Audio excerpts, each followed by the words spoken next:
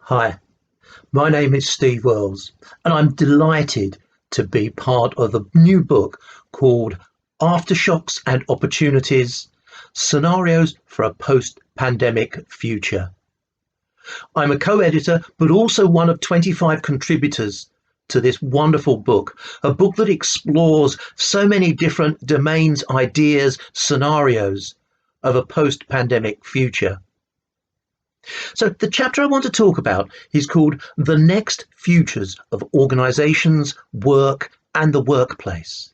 Together with my co-authors, Rohit Talwar and Alexandra Whittington, we talk about new leadership ideas, about flexibility, experimentation, uncertainty and working with complexity.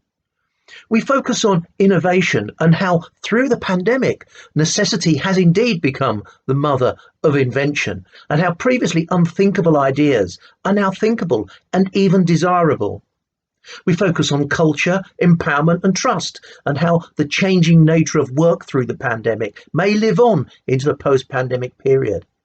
We think about prioritization and decision making, and how the lockdown and how we work during the pandemic has changed our sense of priority.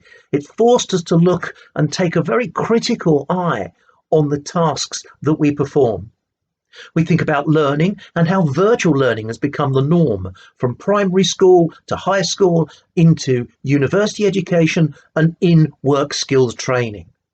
We think about digital literacy and how improving education about digitization can not only help us through the pandemic and new ways of working, but can also help us prepare for digital solutions to future business issues.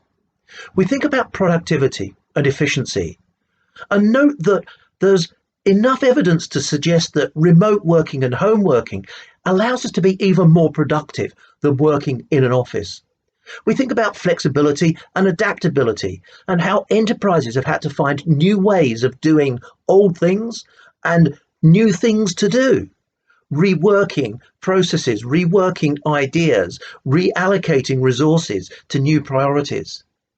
We think about collaboration and ecosystems, and how increasing collaboration has brought new sources of PPE, new ideas around ventilation to the health market.